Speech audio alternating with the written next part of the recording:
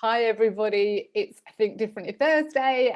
My name is Helen, this is the Forge Community Chat, and I'm really looking forward to this chat. I've got Pete Warnock with me. Hiya Pete. Hello Helen, lovely to see you. Thank you. Are you okay today? Yeah, good, thanks. Yes, it's we had a Paisley day today, so that's been good. So yeah, she's nice. Yeah. A busy day if it's a Paisley day. We should explain, Paisley is your granddaughter, isn't she? That's right, yes. She's sort of coming up 18 months, I suppose, and she's she's had a nasty little sort of temperature today, so yeah, but she's a delight.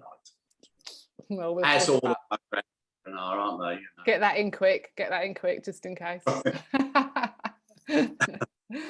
Pete, you are the first person that I've spoken to on Think Differently since we had our first in-person meeting at church on Sunday. How was it for you? I think people make comments. You don't know what you've missed until you get it back again sometimes. And you know, we've been sort of meeting up regularly with our small group, etc. But they're all on a sort of a single dimension, aren't they? You know, they're on a flat screen, and it's quite funny, really. I probably shouldn't tell tales at school, but we had a meet up with our small group, and one of our girls was expecting a baby, and we said, "Oh, well, you've got a bump." You don't see that sort of thing on the screen, do you? So. Yeah. And there were people that were there for me that I've spoken to just in my role. I've spoken to people a bit and had quite a bit of communication with, but I've just never met or I've never seen face to face, particularly if they were from Eye or Thurston before. And so yeah, for me it was quite something to just be seeing people. And and I've heard other comments as well about, just like you said about that pregnant lady, people that have only met on screen. And we've done that, quite a bit, haven't we? Because of doing small groups, people have literally met on screen. And then people are just go, "Oh, you're taller than I thought you were," because it's just not... I noticed that with Alfie. I could not believe him. He's shot up, but as they all do, and which is lovely, really. But I mean, I'm sort of quite a people's person, and so I love to meet and chat and give a hug, but when you find yourself having to sort of refrain from doing that sometimes, it's been difficult. But no, it was great to actually see people.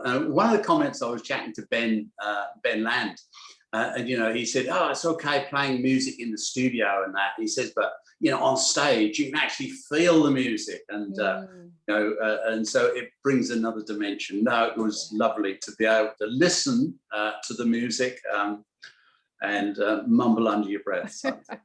It was very hard not to sing. I don't know how many people were singing under their masks, but so many times I just caught myself because, it's such a natural thing to do, to sing, isn't it? And just suddenly realised I was. But it's just so great to be in the room, just like, seeing faces and responses, and really, really lovely. And similar to you, I'd heard that comment, people saying, actually, I hadn't realised how much I'd missed it until I was there experiencing it again. So great. Only another 26 days or something and we can do it all over again. And I know you kindly helped out. You were helping out with welcoming people in the car park on Sunday. What would, for you in church, what would your normal roles be when things are normal, whatever normal is? What kind of parts? Well, it's when we used to go to Thurston, we were involved with set up and pack up occasionally, and on welcome, and so often out on the car park, or that type of thing, or involved in the prayer team. So we were always quite involved, and as I say, I love to sort of get in there amongst it. But for me, actually coming to I go back a bit, when we left Sizewell and we were thinking about where to go, different people had said, "Oh, it'd be great you could do this and you could do that."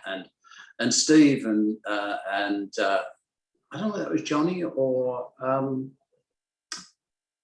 Finn, we met together, and Steve, bless him, he said, well, you could come and be. And, you know, and we thought, I like the idea of that, of being rather than doing. But inevitably, once you get involved, you do get busy doing stuff. So, and we love that, of course. Yeah, I think that's often what we say to people, particularly if they're new to church, just come and just like, yeah, just be here and just get a feel for the place before. And particularly, I think if people have been busy elsewhere, sometimes it is nice just to kind of like, just receive and just kind of like fill yourself up a bit, I think, before getting involved. But I think also being involved is what makes you feel connected and part of the church, isn't it? I think it's how you kind of feel ownership of the church as well. That's right. That's right. Yeah, yeah, very much so. You know, it's a case of creating that environment, and you know, we can all do something for that. We can all help to create the environment where people feel comfortable, and you know, it might be a smile, or it might be a hug or a handshake or whatever, you know, but we can all play a part in that. You know, nobody's excluded, from the youngest to the oldest. That's what I love, you know. Absolutely, absolutely. And I know that Furniture Bank is another thing that you've been quite heavily involved with since you've been at the Forge. Do you want to just tell us a little bit more about what Furniture Bank is, what you do, how it all works? Yeah, actually, for the last year, I haven't really done anything much with Furniture Bank at all.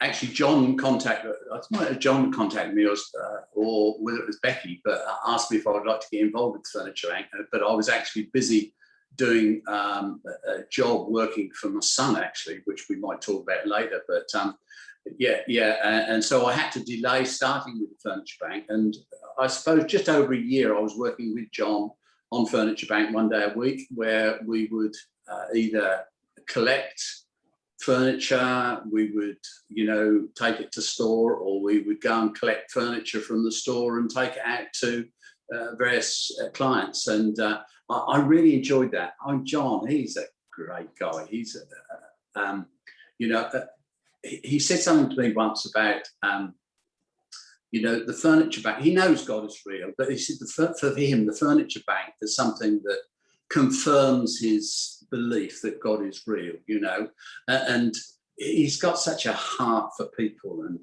you know, he goes over the top in terms of the extra mile, you know. You take a bedside cabinet for somebody because that's what they want, and he's thinking, oh well, they might want a bedside lamp, and so he'll put a bedside lamp in, and you know, and he's you know, he used to come to me sometimes or when he came to pick me up in the morning, and he said, oh, I'm really struggling with this, that, and the other. He said, but I believe God spoke to me last night, and we're going to do it like this. And you think, oh, that's wonderful, you know. His faith is so real, and I really felt energized going with John, and I really miss that. But yeah, I have helped him a bit in the last little while if he's been in the area and wanting help with lifting furniture or something like that, but not on a regular basis. So yeah, I miss that. I think the Furniture Bank is so great, don't you? I think it's I think any church should be really well known in the community for being caring and helping others and reaching out to vulnerable people. And I think Furniture Bank does all of those things, doesn't it? It kind of sees where there's a need and actually very physically does something about it. I think it's just such a brilliant thing that, yeah, as you say, that John and others do. It's a faith in action thing, really, you know.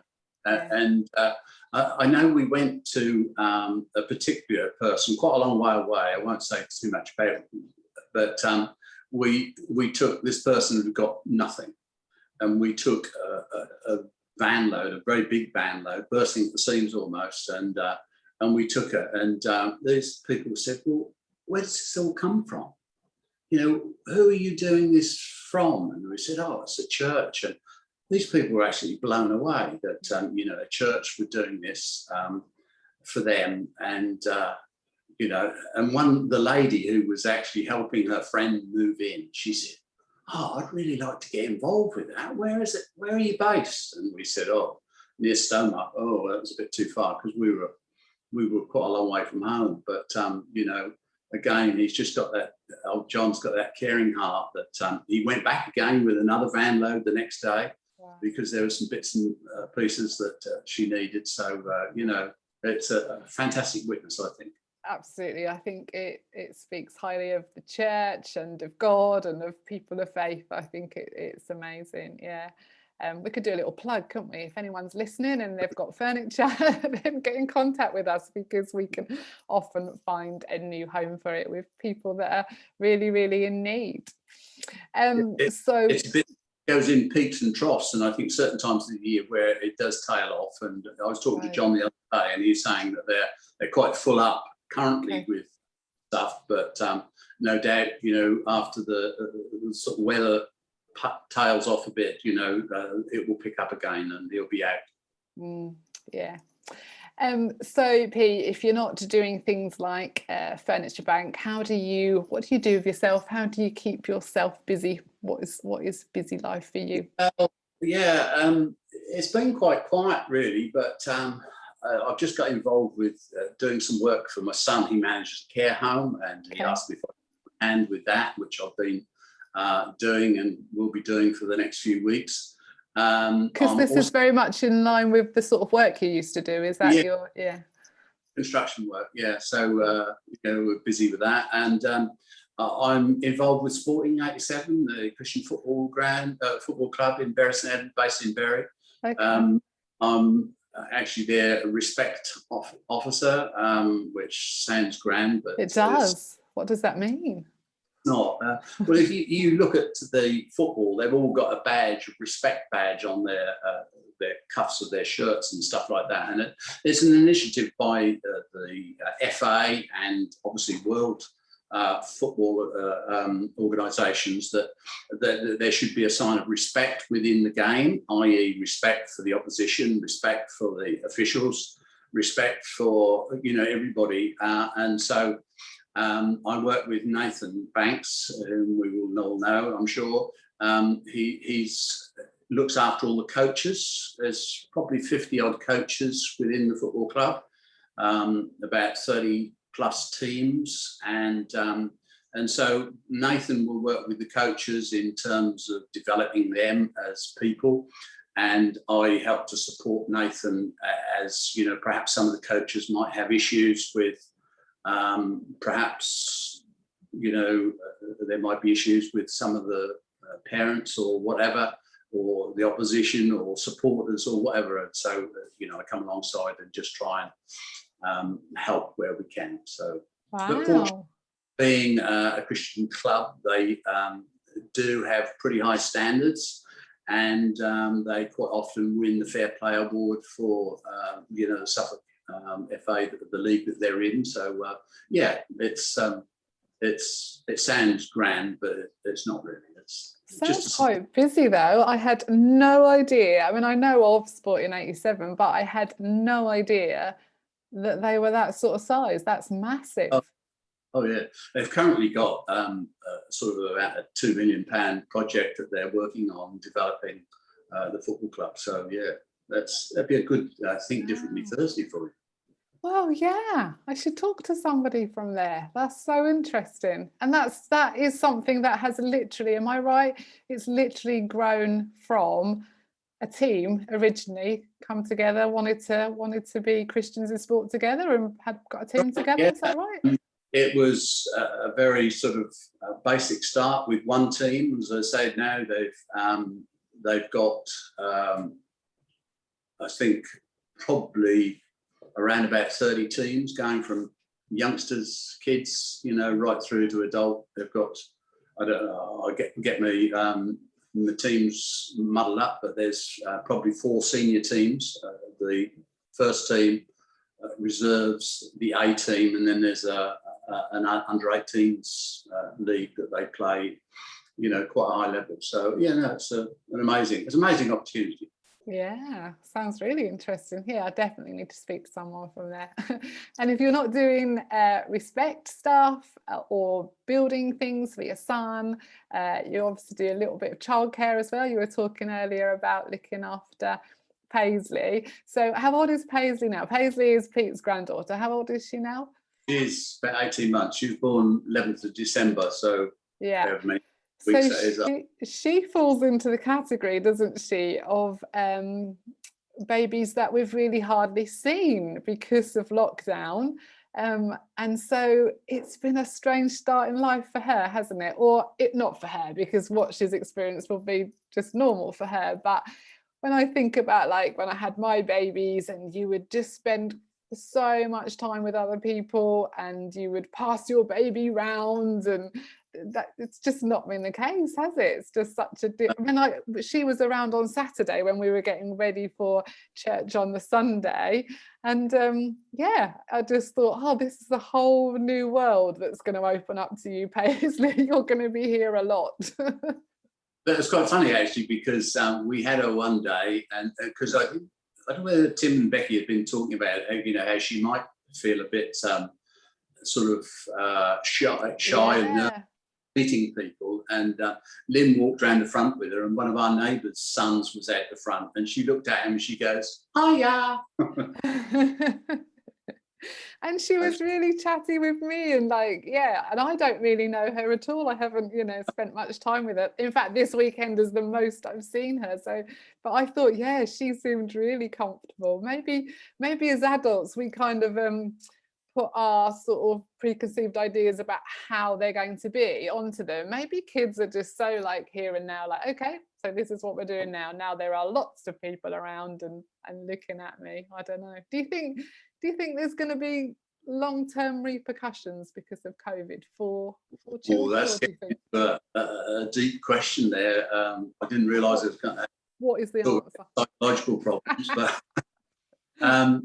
I'm sure, no, I don't want to underestimate it, because I'm sure it's had a profound effect on lots of people. And, I'm sure there will be those who have long-term needs, and there will be those who get over things quickly. But yeah, I think, as a church, we need to be open to the needs, whatever they are, of people. And it's been good, on some of the Sundays, looking at those difficult questions that are asked, and it's good to deal with them, so that we can be better prepared, I think, for face the challenge that we face ahead.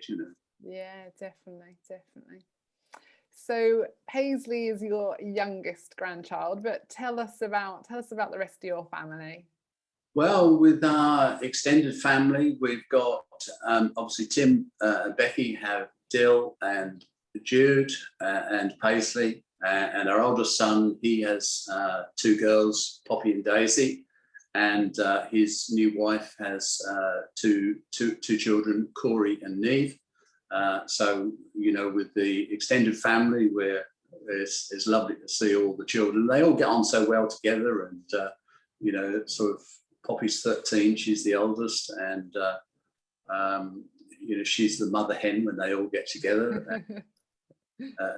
And Dill and Corey are sort of similar age, and Neve is younger, so she's sort of up from Paisley. So yeah, and Jude is 8. So yeah, Lovely. Sounds like it keeps you busy. Yeah. They say it keeps you young. If you look after grandchildren, it says it keeps you young. My brother has got. They say grey hair is hereditary. Did you realise that? Did I? I just thought it was coming to us all. But actually, you're not grey. No, well, the grey hair, you get it from, it's hereditary because you get it from your children. Well, your children obviously haven't caused you too much grief then. No, they're good. Good, sounds lovely. My brother has got 2 young ones, and they've been to stay a bit recently. 2 and 4 they are. Okay. Oh, you forget how busy it is with little ones. They don't stop, do they? Uh, They don't stop. And what about you, sibling-wise? Do you have siblings? yes, I do. My father was a Scotsman. He came down and he was a tent evangelist, and I think he you said that on Father's Day. You said that yes, in the comments right. on the Uh, live stream. Yeah. so he came down and worked in the Bedfordshire area initially, and my mum was the district midwife, Okay. and she went along to some of these services, tent mission, and they got together and married. So that was my background, and we had. My father was sort of my parents were older parents. I'm the youngest of 6 children, so my mum was 42 when she had me, and my dad was 9 years older. So my 2 elder brothers have sadly passed away, and so I've got my next eldest brother, Robert, is currently in New Zealand. Okay. Ian is in Chelmsford, and my sister Janet is in Torquay. So yeah, that's who we are at present. So yeah.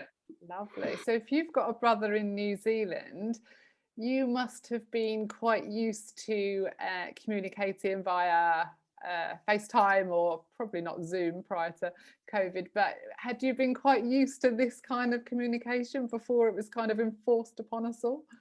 Yeah, WhatsApp. We use WhatsApp, Okay.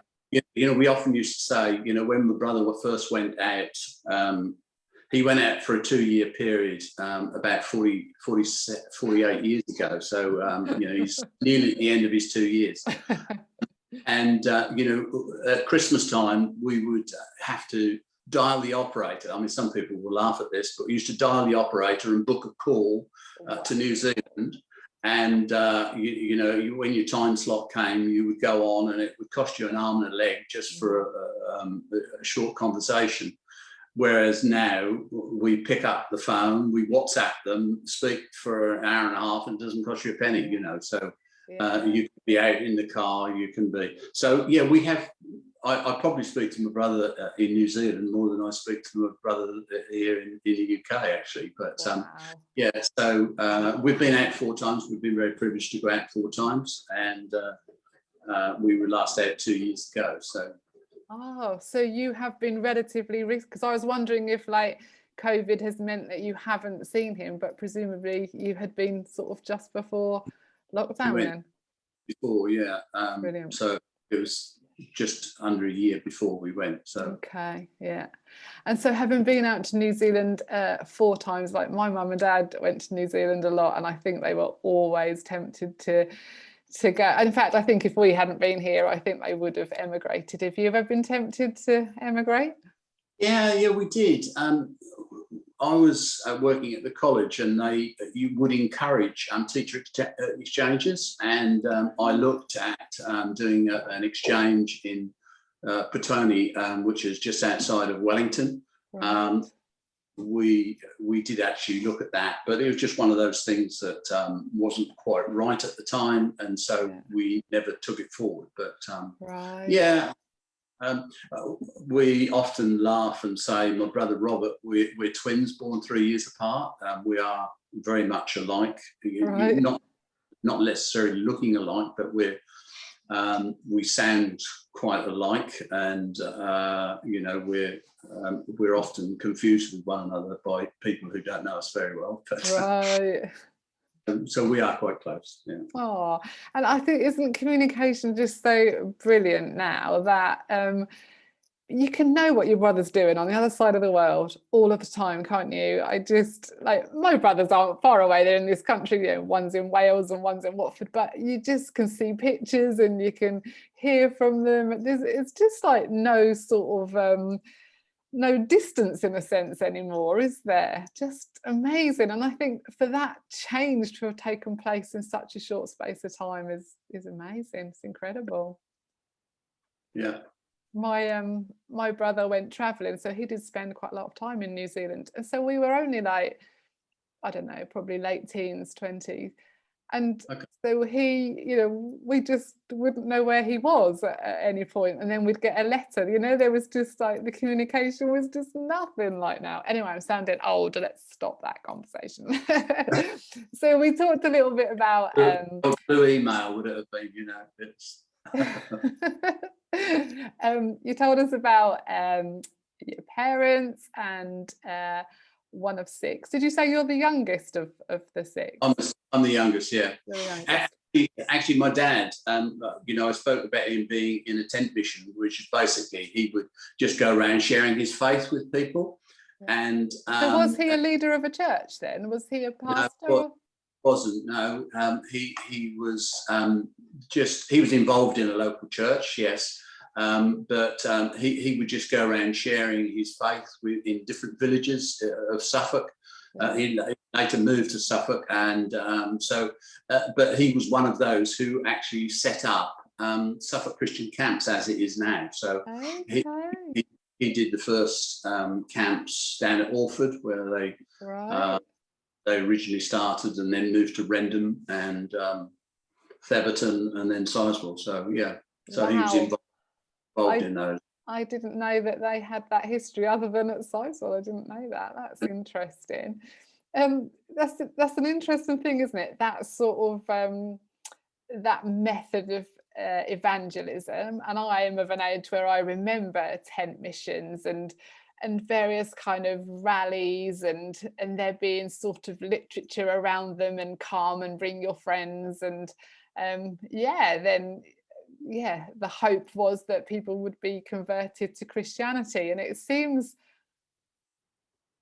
odd now, I think, thinking about it, and yet it was normal. And churches, like I belong to Strip Baptist Church, and there was a whole week, I think, every year of, I think they were actually called the tent meetings, I think. Yeah. It's really changed, hasn't it? We wouldn't do it now. We wouldn't do it in the same way now, would we? We wouldn't put on a sort of, big thing once a week, once a year, bring your friends, let's see if people get converted. It just isn't what we do, is it?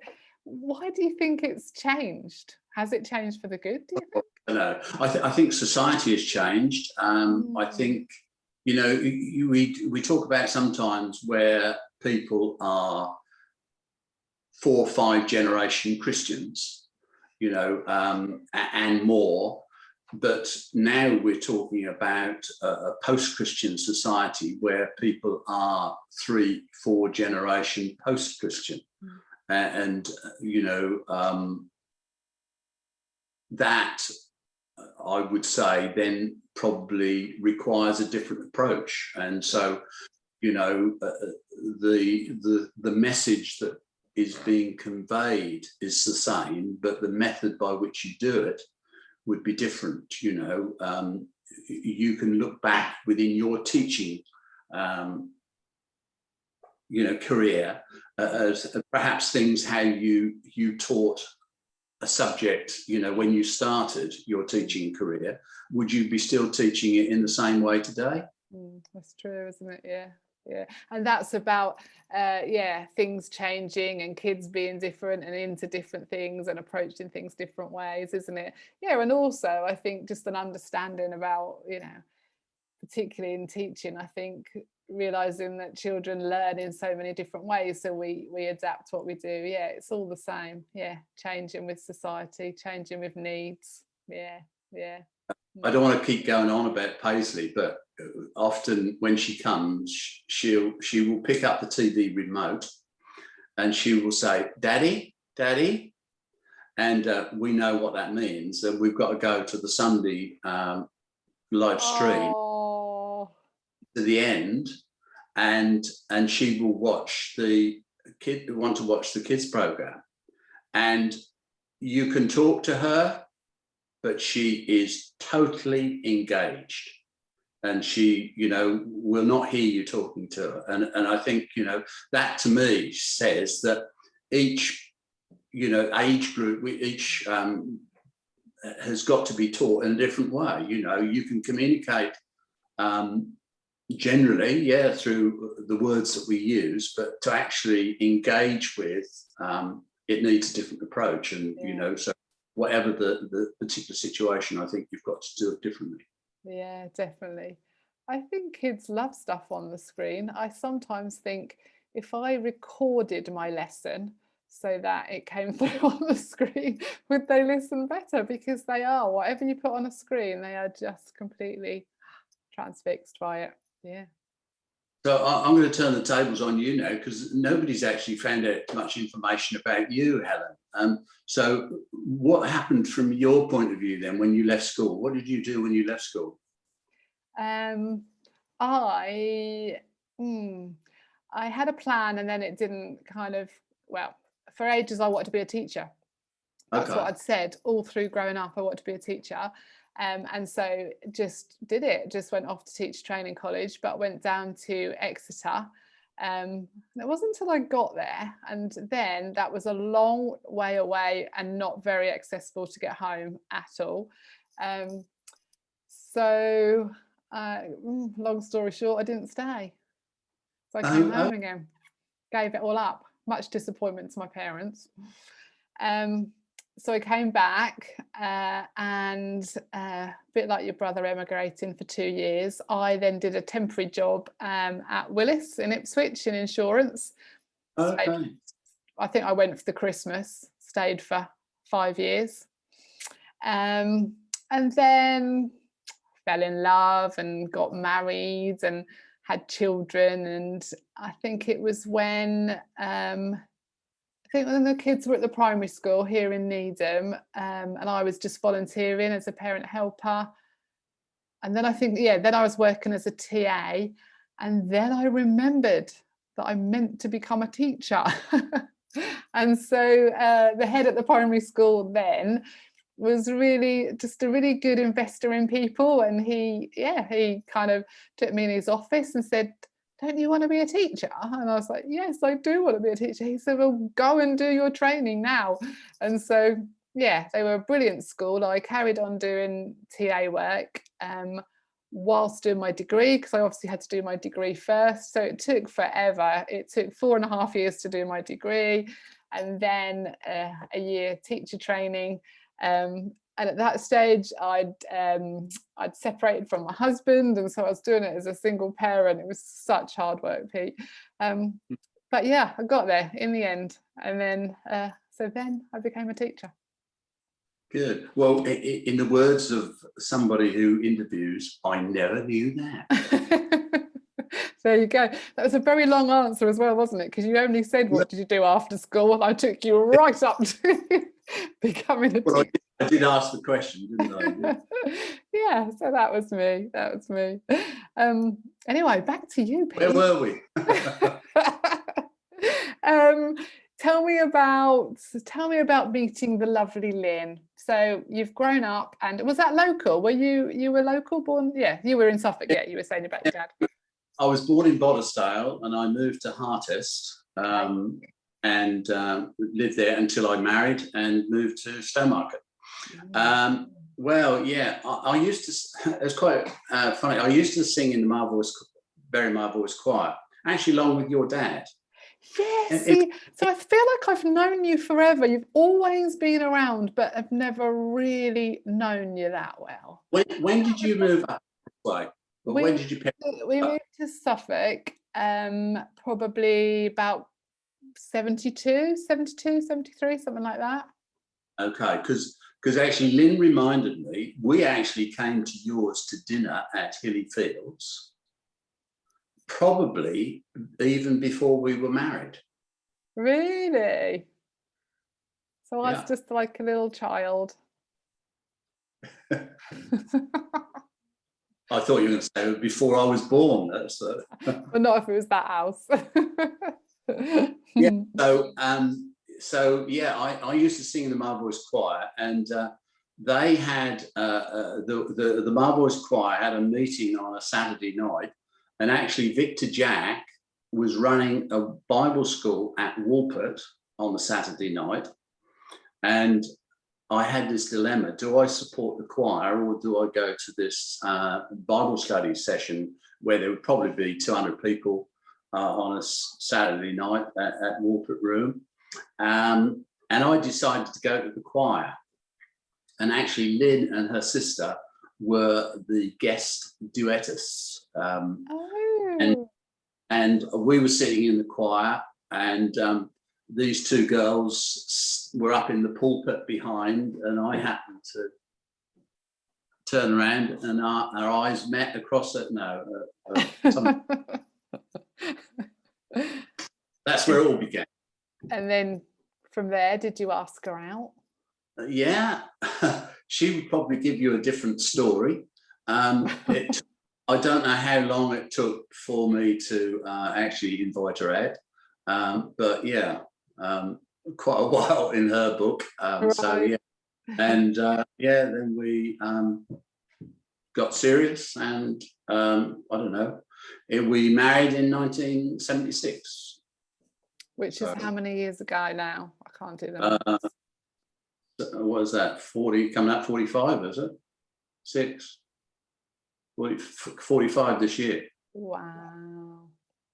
Brilliant. That's to be commended. Doesn't look old enough, does she? Not at all. In fact, honestly, the pair of you, I don't think you age at all, really. I think you've just always looked the same. Definitely. Yeah. What's the secret? Well, how do you do that? I don't know, really. On a Thursday night after a busy day's work, I wouldn't think that necessarily, but yeah, that's where we met. That's lovely. Oh, yeah, that's a really lovely story. Take us back a little bit, because I think probably when I did first know you, you were teaching at West Suffolk College, and I think you've alluded to that earlier. So for you, a bit like me, always wanted to be a teacher but finally got around to it. Was that something that you'd always wanted to do? No. When I left school, I always say I was a late developer. I didn't really do very well at school, but eventually I decided I wanted to go into the building trade. Right. And I served my apprenticeship as a bricklayer, and through a various set of circumstances, after I'd finished my time, I found myself challenged by God to go to Ecuador. Okay. By this time, I was working for myself, doing general building, etc. And there was a missionary who came from Bury, John Hart, who was asking young people to go out and perhaps, work on the mission field for 6 months to a year. And I was actually the first one that went out on that sort of scheme. And so I went out for 6 months. The idea was to do some of the sort of practical tasks, within the sort of the mission organisation, to enable the missionaries to go and do that mission work, whatever that was. Okay. And so I volunteered to go, and I went. And about the second day I was there, John Hart, he said, "Oh, I'm going to the Lutheran school in Cuenca.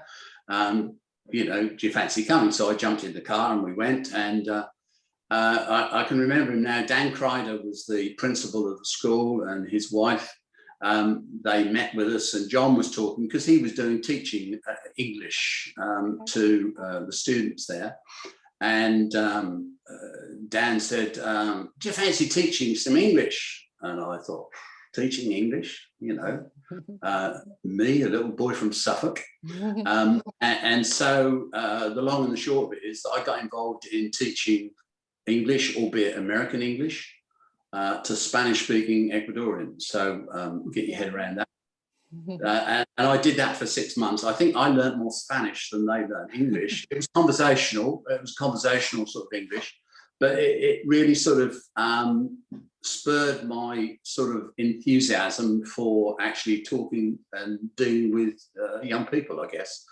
You know, my Christian background is within the Brethren organisation, and you know, from a youngster, we were always encouraged to be active in sort of sharing our faith. So, you know, from the age of about 16, I had led a Bible class, and so sort of communicating with people had always been sort of, you know, one of the things I loved doing, and so I really enjoyed, you know, chatting to these youngsters, and teaching them a bit of English, conversational English, and so that's where it started. And when I came home, my old tutor from the college, he contacted me because he knew that where I'd been and what I was up to, etc. And he said, you know, you might not have got any work coming back. Do you fancy some part-time teaching?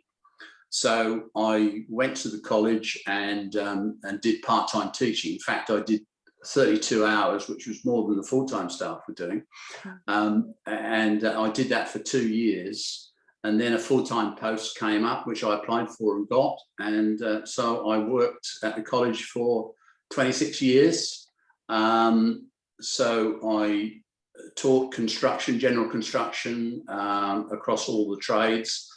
And I finished as head of school of building crafts, occasionally deputising for the head of faculty and various meetings throughout the college. So yeah, that's sort of my journey. And I did my in-service training, you know, to get my Cert Ed, which we went up to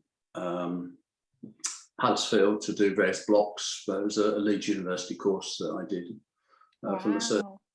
Isn't it interesting that that going and doing what you did in Ecuador was really quite a catalyst to what you then went on to do for so many years when you were back here? It's interesting, isn't it? Yeah, yeah. It just goes to show that actually one of the sons, I think it was Jamie, he always used to say, whatever you do is not lost, you know.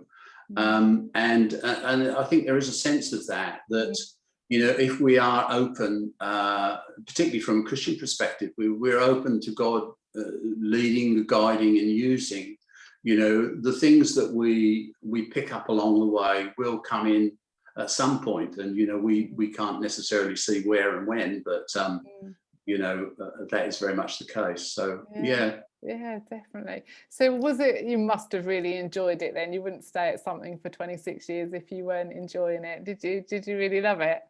Oh, I did. I really did like it. And I can, you know, look back to, we used to have our appraisals, annual appraisals. And, you know, one of the things that came out of it was that, you know, I was very much a people's person and liked meeting. And so I was always volunteer for the open evenings of college and, you know, at various events. And I actually headed up from the college, the Suffolk Show used to have a sort of a construction showcase, and I headed up, you know, that from the college, and so was very involved within the Suffolk Show. Again, meeting people and trying to promote construction and opportunities for people in construction, for, you know, girls as well as boys. So yeah, I really enjoy it. And you know, and I shall never forget, you know, when I handed in my resignation, you know, people said to me, why are you doing that? Why are you doing that? And I used to say, well, I feel it's a calling from God. And I'm not one of these people who have, you know, blinding lights and flashing lights and thunder, etc., as the voice of God. But over that time, it was very much God's leading and guiding.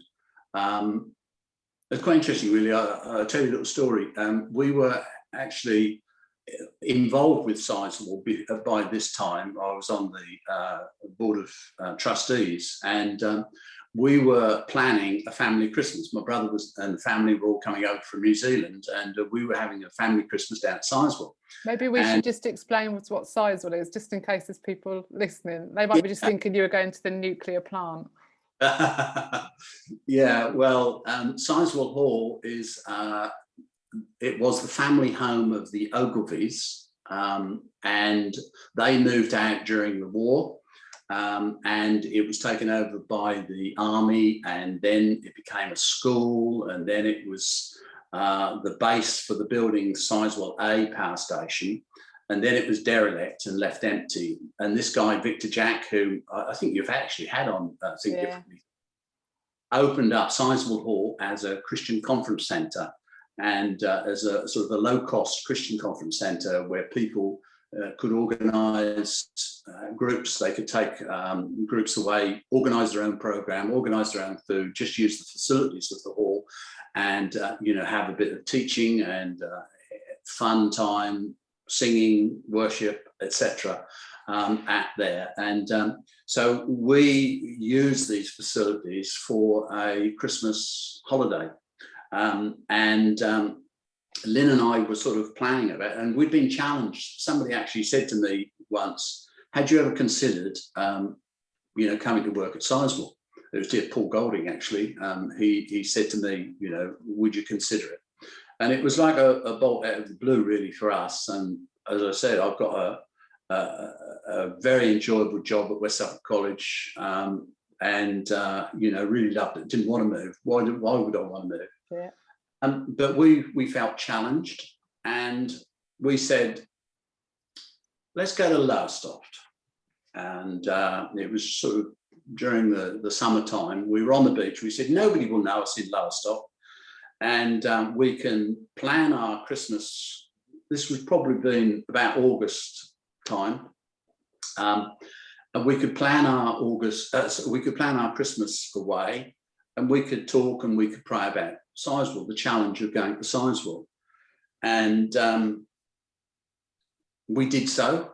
And as we walked off the beach, we saw a couple from our church, and it soon became evident that they had got struggles that they were going through. And we sort of carried on, and we said to one another, they really need to talk. And so we made excuse, and we walked around the beach and came back to them. And through the course of conversation, they were sharing the situation that they were going through. He turned to me and he said, well, it's all right for you. All you need is a hotel to run. And, it hit us between the shoulder blades, really. And so we said, do you fancy going out for fish and chips? And so we went out and we had fish and chips together, and we chatted over things. And anyway, I rang him later on in the week, and I said, why did you say that? It's all right for you. All you need is a hotel to run. He said, I don't know. He said, that was a stupid comment to make. I don't know why I said it. He said, it just came out. And I said to him, well, I'll tell you why you said it. I believe that was a word from God, because the situation we're in, and we feel called to go to Sizewell Hall. So, that was the background to us going to. Oh, it's giving me goosebumps, that story. Yeah. Wow. So when was that, Pete? When did you take up that role there? Sorry? When was that? When did you take up the role at Sizewell? Well, this was in August 1999, mm-hmm. And I went into college, and during that, leading up to Christmas, in my role, I had the strategic plan to write for my area for the next 10 years. I think it was a 10-year strategic plan, but I was only involved in the first 3 years. And so I said to my head of faculty, I said, I'm not happy with this. I've got to write this knowing that I'm not going to be part of it. And I felt constrained to go to the vice principal to actually speak to him about it as well. And he said, well, if you want to, you do so. And in the back of my mind, I knew of another member of staff who had gone to the vice principal and said, look, you know, I'm thinking of leaving in August. And he was told, well, clear your desk, you can finish at the end of the week. Wow. So I went in fear and trepidation to the vice principal at the time and explained the whole situation to him. And he knew about Sizewell, he knew of my involvement at Sizewell anyway. And he said, Peter, you write the strategic plan, what you feel is right for the department.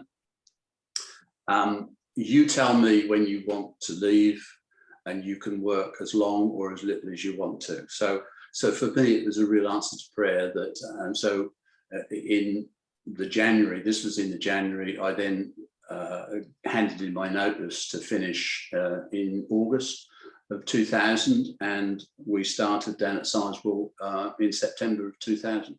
Wow. Sounds really like confirming and affirming of all the things that you were journeying with at that time. All those things must have helped to really enforce that this was the right thing. This is where God wanted you to be doing this thing. Amazing. And so when you got there, what was your role? What were you doing when you were at Sizewell? Previously, there had only been 2 people involved down there, as well as the maintenance. Paul and Carol were working there on their own. But at the time, Victor was wanting to sort of wind down, as it were, his responsibilities for Sizewell. And so all of the bookings came over to Sizewell at that point. And so we took on the bookings. And because there were now more than 5 people, there had to be a written health and safety policy. And safe systems of work. So I was very much involved with setting up the health and safety system, safe systems of work. And at that time, everything was done with a ledger, a pen, and all handwritten. And so another one of my tasks was to bring in the use of computers. Okay. And so, you know, very early on, we set up a computer system which did some of the finance, and later we set up the whole finance sort of, albeit in Excel spreadsheets. But yeah, so it was quite an interesting and challenging first few years. And then with some of the building projects which came on, you know, necessary, I was able to project manage those, putting in the lift, building the games room, etc., etc. So yeah, and all the refurbishment of showers and that type of thing. Yeah, I think there were years that I kind of felt like every year that I went back, there was just more done. It was kind of, you know, happening all the time, wasn't it? That things were being updated and additions, and yeah, it's just, yeah, so lovely, so lovely.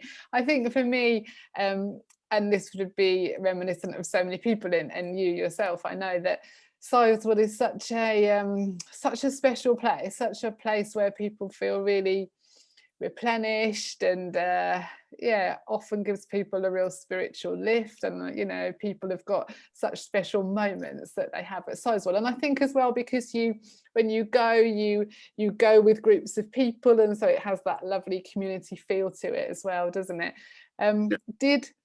Did working there, did that take away some of that? Did that kind of detract from that from you? Could you still kind of observe that and absorb that yourself, or was it different once you were working there?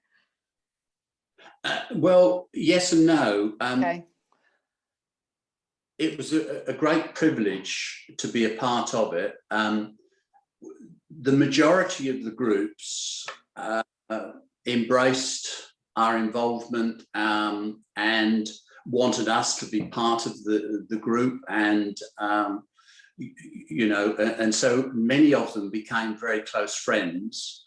But during that time, you know, as we were closely associated to the work, we could see what was actually going on, you know, the real work that was going on, and the people coming to faith, and we heard lots of stories of that. And so the excitement for us was there, but it was, if you like, tempered by the fact that, yeah, we knew it was blooming hard work, you know. it's it was a 24/7 role, really, particularly towards the end, you know, and so, yes, you did get tired by it, but you were re-energized.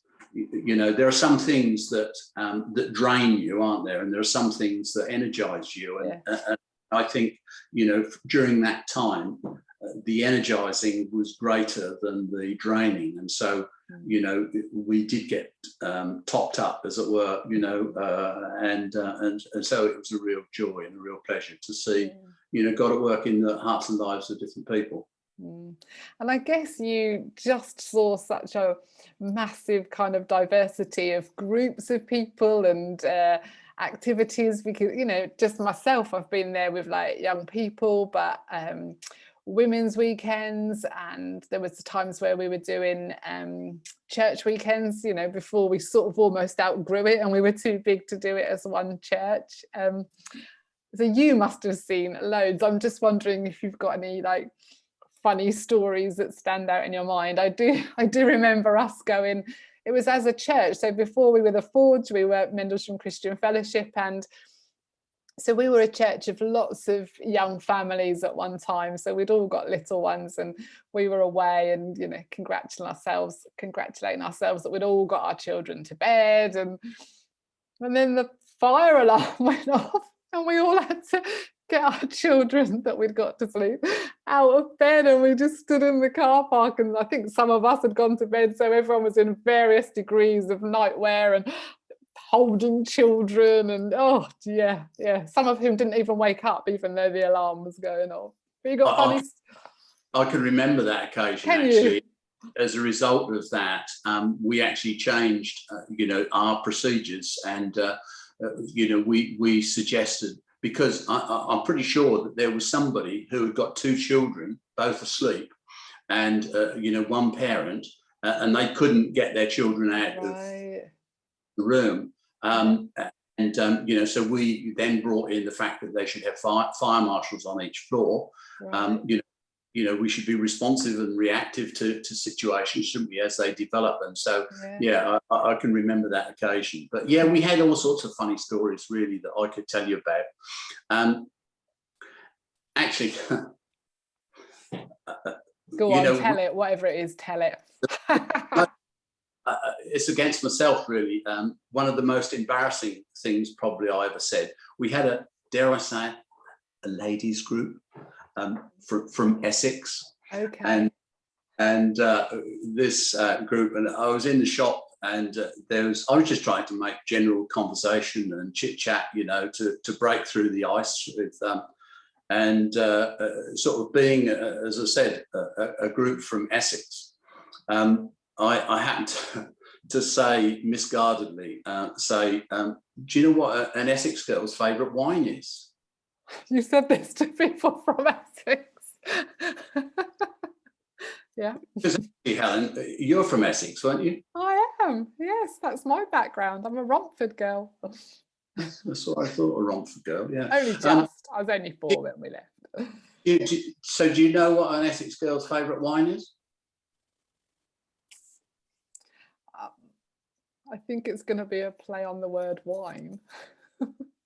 I want to go to Lakeside.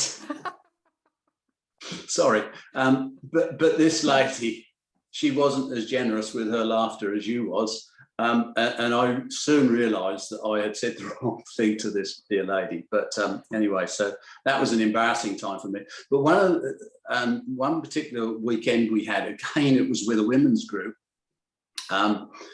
We had a flood, and I don't know whether you can remember, when you go to Sizewell, there's a bit of a dip in the road before you go up out onto the main road. Gap, and there was a drain in this dip in the road, but we'd noticed that over a period of time this would often flood. Well, this particular weekend we had rain upon rain upon rain upon rain, and we were rather concerned that this dip was filling up and filling up. And on the Sunday, this is when the group was supposed to go, this dip was now impassable. Wow. And I thought, in my wisdom, I happened to be on duty that weekend, and I thought, I know what the problem is. There's a drain in there, and I reckon it's washed down and it's got grass and stuff over the drain, and that's what's blocking the drain, you see, and not letting the water through. And so I went down, boldly going where man has feared the tread, you know, and with my my rake to try and find out where the drain was. And there was a guy who lived in a cottage not far from where, and I'd never ever seen him smile. He was one of the, bless him, the most miserable men I've ever come across. And he always greeted you with a grunt, and if it was a good day, it was 2 grunts.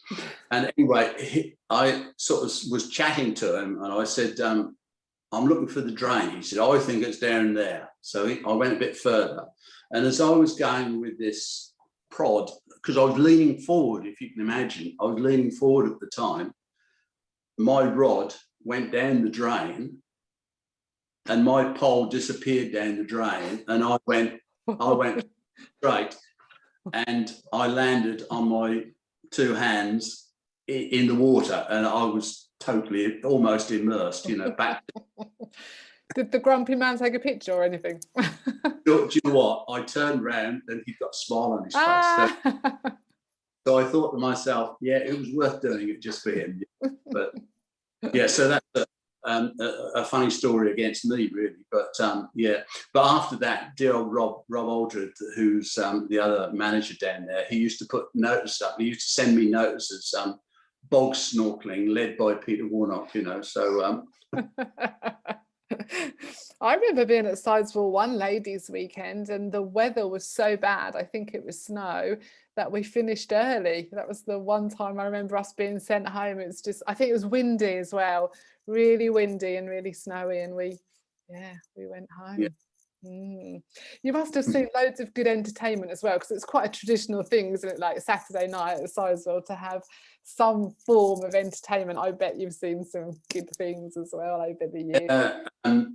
The Capel Methodists used to come, and they had about 4 guys who were absolutely brilliant, and they did a sister act thing, you know, with singing. They came down the stairs, and they were brilliant. Yeah, there were lots of them, you know, that have sort of faded into the background now. But yeah, there were some groups that, and as I say, some of the groups would keep your arm's length, so you never knew what went on.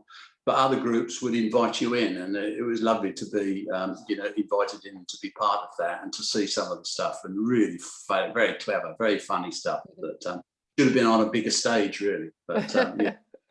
Oh, we do love Sizewell, and of course it's, you know, not been able to have people there all over this last little while, but it's just beginning to take bookings again now, isn't it? I think Tim's got young people going. Oh yeah. Yes, they're starting to open up again, and hopefully, you know, with actually Lynn and I are cooking for our niece's group. She works with university students up in Leicester, and she's bringing a group down, and we're cooking for it. So it's a midweek, so that'll be exciting to go back. One thing I did sort of suddenly thought of, you talk about a funny story. We had a dear lady who came, and she says, I've got a request, she said. I said, okay, I'll do what I can for you. She said, there's 2 things. She says, really, when I die, she said, I would like a bench to be here in memory of this, you know, this place, so that people would, you know, remember me, and so she said, you know, I really like a bench. Would that be possible? I said, yeah, that's no problem at all. I said, I'll tell you what, can I offer you a bit of advice? She said, yeah, okay. I said, why don't you buy the bench while you're still alive? So you can benefit from actually sitting on the bench, and you can, you know, enjoy sitting on it. And she said, oh, that's a good idea.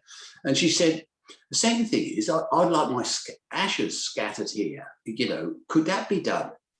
And so I turned to her and I said, well, I'm terribly sorry. I said, but I'm busy today. I can't do it today. and she had a good old chortle and thought that was funny. So great. I'm sure you could tell us a million stories about Sizewell. And of course, Pete, you know, so much of what you've talked about, and it's just been a natural part of everything you've said, really, often has come back to God or about your faith or his part in your life. But for you, where did that start? You said that your parents were Christians, but that doesn't make you a Christian, does it? Do you remember a time where you decided to become a Christian, or was it something that just kind of evolved for you because of backgrounds and upbringing? and you know, faith is no good being second hand. Mm. You know, it's got to be first hand. And for me, I actually became a Christian at Suffolk camps. Okay. In the middle of a field at Rendham Hall, which is where it was, at the age of 11. And it's quite interesting because when Suffolk camps had an anniversary, probably 60 years, might have been 65, I don't know, but we were down at Sizewell, and I sort of did a bit of research and found out that the site where they were in Orford originally, and David Strachan actually was the milkman who used to deliver milk to Sizewell, actually bought Rendham Hall when it was sold following the Jacks, you know, moving out type of thing. And David Strachan supplied the milk.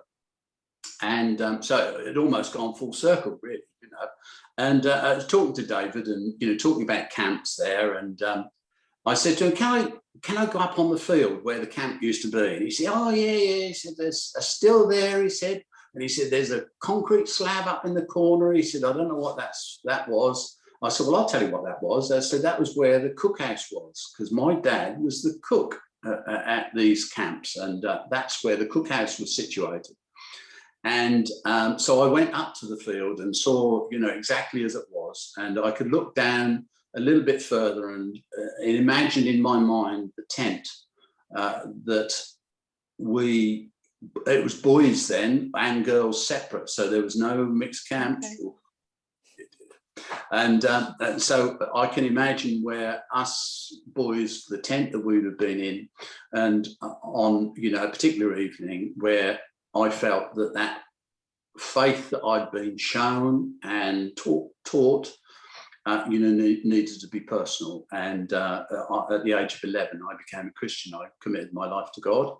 I have to say, though, my life following that until I was 16 really didn't reflect the fact that I was a Christian.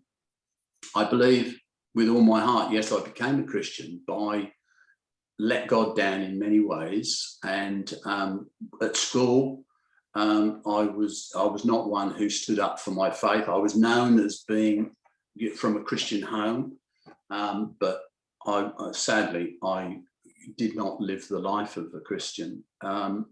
And it wasn't until I was 16, just over 16, that I left to go to work, that I left school to go to work, that I made a commitment that, you know, if I'm real with God, then I've got to be real 24/7, not just a few hours on a Sunday. And it was at that point when I went out into the big wide world of work that, you know, I believe my faith really started to grow and to develop, and it became a first-hand faith rather than a second-hand faith. Yeah. On Sunday, Steve was talking about people that had become Christians, or he was talking about that decision, and he picked up on something that somebody else had said about the fact that life hadn't then all been plain sailing. I think he was sharing as well someone's testimony who said, you know, he'd become a Christian, but he was still facing struggles. And Steve had said, if you think that life's going to be just easy after a decision to become a Christian, you've not understood. Would you say that would you say that you've really still been aware of God's influence and part in your life, even if life hasn't been easy at times? Has there been hard times that you've kind of had to navigate? Yeah, absolutely. You know, somebody often said, life is not a bed of roses. But I believe it is, because with the rose, you get the thorns. And, you know, often in life, yes, we get the beautiful rose, but with that rose, there are difficult times and there are thorns and there are aggravations. And yeah, I'm sure I'm no different to, you know, anybody else. We all go through difficult times. We all go through times where perhaps we question God. You know, and there's that lovely picture of footprints, isn't it? You know, and there's only one set of footprints. You know, why is there only one set? Well, actually, that's when God carries us. And, you know, often it's not until we look back on life where we realize that God was actually very much with us in the storm. And, you know, he takes us through the storm. So yeah, sure, there's been times where we've known hardships and difficulties, but I can say, you know, God has always been within those, and you know, yeah. I I was going to say something else, but I won't. I think you've several times since we've been talking, you have talked about growing in faith. So you haven't spoken about faith as if it's a decision and you're done and there you go, tick the box. You've used phrases like, you know, if you're going to grow in your faith, you talked about responsibilities that you took on, and you said, you know, these are things that help you grow in your faith. And I think, yeah, what you're implying is that this is a continual thing. This is a relationship thing. And so presumably you're still growing in your faith and in your relationship with God. But I wonder how you do that. I mean, what does that look like now? How would you say that you continue to grow that relationship with God? It's interesting, you know, I have, you know, we all have different ways of learning, don't we? As you will know from a teaching point of view. And I'm very much a picture person. You know, often I'll be describing something and I'll say, oh, let me get a piece of paper and pencil and I'll do a drawing. And so, you know, I can relate to drawings. And actually, when I left the college, the guys gave me some coloured pens and a notepad. So that, knowing that I would do. So for me, the picture of a building, you know, if we've got a single story building, we put down a certain foundation. If we want to, you know, increase the load on that building, if we want to go up to 3 stories, etc., there'll be a different foundation.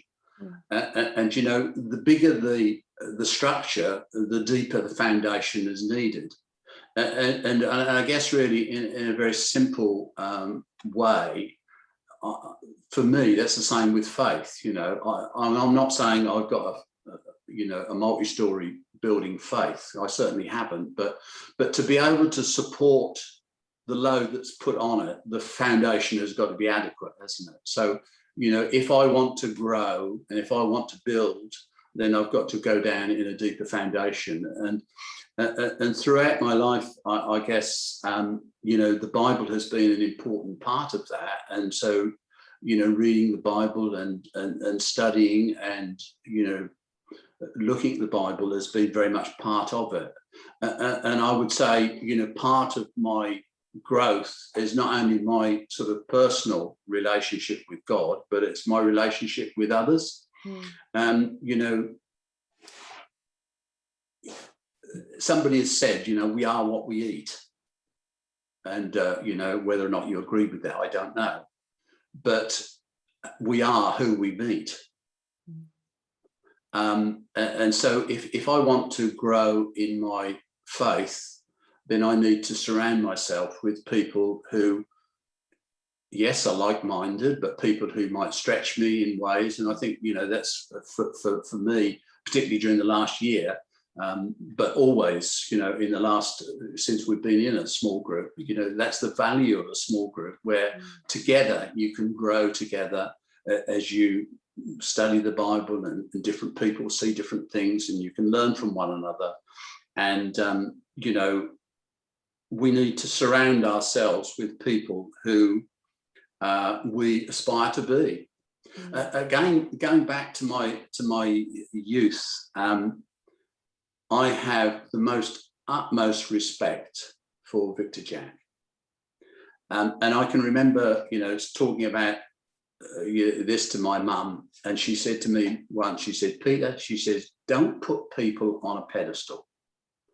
And I understand the wisdom of that, but I also think we need to have respect, and it's come back to what I'm doing with sporting, I guess. We have to have respect for those who are older and wiser than us, and whom we can learn from and aspire to be like. And so, this relationship is a continual thing. It's a continual development. And, in the way, as I say, we learn from God's word, and we learn from God's people as well. And so, that's how I would seek to do that. Currently, I'm going through the Bible in a year with Nikki and Nikki Gumbel and Pippa, and that has been.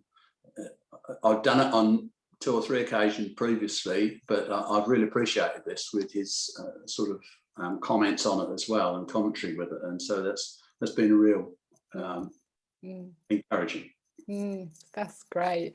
I think for me, I've found that over the years, different things work well for me in my kind of like growing as a Christian.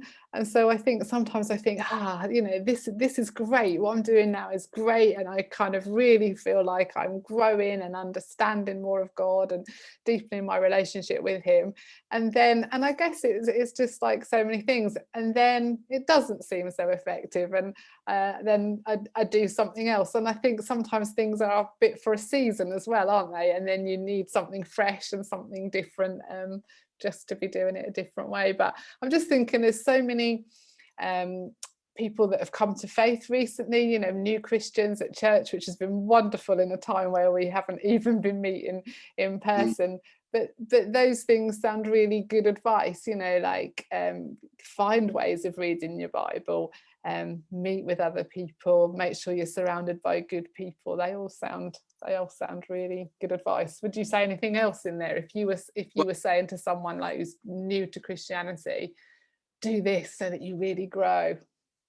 Well, one of the things actually, when we were down at Sizewell, Lynn and Leslie, they really developed the Christian bookshop there, and one of the things they used to have was journaling Bibles. Right. When I was a kid growing up, if we was to scribble in our Bible, we'd probably be told off for it, but nowadays, particularly for people who are artistic, to have the wide margins so that you could do your own journaling, and some of them have got various graphics so that you can do your own colouring, etc., which can really highlight points and that sort of thing. I think the more activity you can do, because we learn more through doing rather than listening, don't we? And so it's and of course on old Bloom's taxonomy of learning, the application of knowledge is the ultimate, so to speak. And so it's being able to apply that knowledge that we learn. And that's why messages we get week by week at the Forge are so relevant, because they're actually speaking into a situation real today. Life. Yeah. In fact, I was talking to a young guy the other day, and he's just started going back to church. And he said, you know what? He says, in the last few weeks, for the last 4 weeks, he says, the guy who's speaking, he said, spoke right into our situation.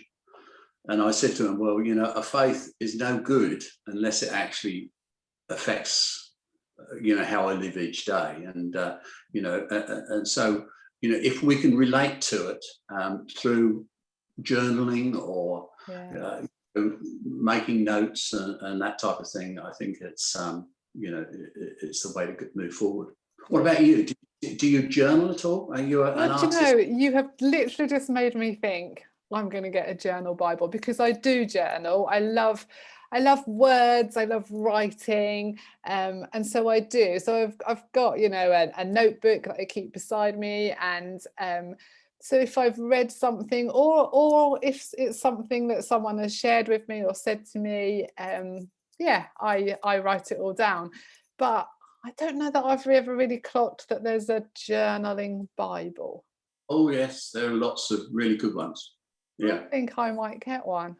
Yeah, definitely. But yeah, that's something I love to do. And I love to, I mean, I just did a little bit of it this morning. I just really love to look back on stuff as well. And it just helps me get my thoughts down. And, you know, I think things will change at church, you know, just in role and things, because they're going to have to. And recently I really got my thoughts down on paper, all about that, you know, positive things and negative things that I was feeling. But it was just so interesting that over the course of the next few weeks, just the things that I was reading that were speaking into that, and the things that people were saying to me. And a bit like you were saying about having people around you a couple of years ago, I was really intentional about who I wanted to spend time with, and the people that I really wanted to ensure that we're investing in me and we're for me. So I've got 3 really good friends that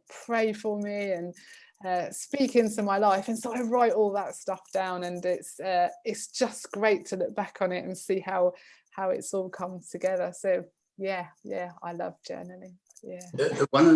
For me, one of the great things, and yet the sad things, is, you know, I can, going back a few years in my Bible, I'd say I don't know where it is, but I know it's up that section of the page, you know, and I could find it. But now I have to say I hardly ever read a physical Bible. I use my phone, you know, it's not the same, because you can't have those mental pictures.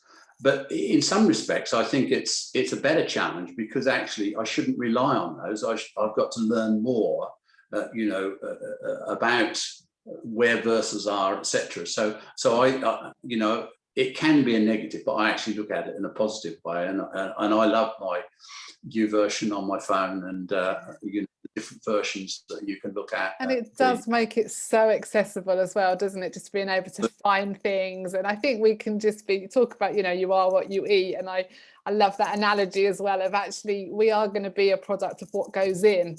And so, you know, if what's going in is stuff from God, and we're seeking to like read the Bible and hear from him, it's never going to be a bad thing, is it?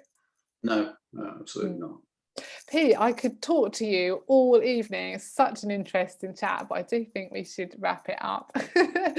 I was going to it's been so interesting. Sorry, I interrupted you. What did you say? I was going to ask you some questions. I was going to turn the tables on you, but no, the time has gone. That's great. We'll do it another time. I was going to ask you I did like to wrap up with a nice and finally question, and I'm going to ask you exactly the same one as I asked Steve the other day. So I said to Steve, if you could have a dinner party and you could have anybody around the table, dead or alive, to have dinner with you, which 3 people would you choose and why? That's a very difficult question. I'm not very what should we say, adventurous perhaps in some respects, but do you know, one of the people I really love watching on a Saturday morning, and it's James Martin. I think he is brilliant. So I would love to have dinner with him, because I know the food would be brilliant. And I just love his enthusiasm for cooking, and I enjoy cooking as well. So, you know, he would be, I think, the first person on my list. The second person, actually, when I was younger, I was often mistaken no, I won't say often. I was mistaken for this particular person. Any ideas who you think that might be? Well, literally, it has just come into my head because this is one of my sort of memories of knowing you when I was much younger. That I think we used to think you were Ian Botham. Right in one. Is that what you were going to say? Yeah. Ian Botham was a person, unlike Steve. Steve thought he would be uninteresting and boring. Didn't he? Yeah. Actually, Lynn says, well, he'd be, he'd have a pint glass in his hand all night, type of thing. So, I actually was in the restaurant in Debenhams in Ipswich. Walked into the restaurant and somebody shouted out, "Ian Botham!" And I was quite embarrassed, but I had a beard at the time and quite long hair, and very much like not as good a cricketer as Ian Botham, although I love cricket. Did you pretend to be him when they said that? Did you pretend to be him? I would have done. No, unlike Rory McIlroy, Rory Brooks, as we often refer to him, I believe when he was in America, people thought he was Rory McIlroy, and he did an autograph for him, but I didn't. That. So, but no, I was probably more embarrassed than what the boy who shouted out Botham was. But I think he would be a fascinating guy. Not only his cricket achievements, a phenomenal guy, but it'd be great to hear about his walks. Yeah. Because he did a lot of the Hannibal walks, didn't he? That through the Himalayas and Land's End to John O'Groats and others as well. So I would think he would have story after story to tell about people he met and situations he found himself in and the difficulties that he got into in his life. Yeah. Probably he didn't surround himself with the people who, were good for him perhaps. But I struggled with the last one, but you know what? I'm going to name drop now. This particular person I never have met, but I've met several members of the family. And it would be the Queen. I had the privilege of meeting Prince Philip, being introduced to Lady Diana. Wow, how come? Well, at the Suffolk show, you see, because they came round, and Princess Margaret came round, although I wasn't introduced to her. And Princess Anne came round, but I wasn't introduced to her. But, I've got the utmost respect. I know we're going off a bit, but Princess Anne, a lot of people have got some sort of perhaps different opinions of Princess Anne, but she came to the display and she was interested in one of the lads who was doing something. I can't even remember what he was doing now. And Princess Anne asked this lad a question. And the lad was totally flummoxed. He couldn't give her the answer. But as she was talking to him, she knew the answer. She directed this boy's thoughts around to the solution. And this boy was able to explain the answer. And I thought, that is the character of the woman. And, I thought, yes, she's amazing. So I've never met the Queen. So it'd be nice to have a chat with Her Majesty and speak to her for an evening. She probably wouldn't have the same desire, but there we are. Sounds like an interesting dinner party. Oh, Pete, it's been really lovely to chat to you. Really interesting. I think you have so much to share, and I love how your faith really permeates everything that you do, and it's really central to who you are. I think you're really inspirational, and we really value you at our church, and I'm super pleased that I don't know how long for, but for now that we get to do church in the same place together. So I'm looking forward to that. But thanks for giving me your time and sharing your story with us. It's been fantastic. Thank you so much. Well, thank you. Thank you for the way in which you handled the conversation. That's been a very relaxed evening, and thank you. Oh, you're welcome. I've really enjoyed it. I'll let you get on with the rest of your evening. Thanks, Pete. Bye. Bye-bye.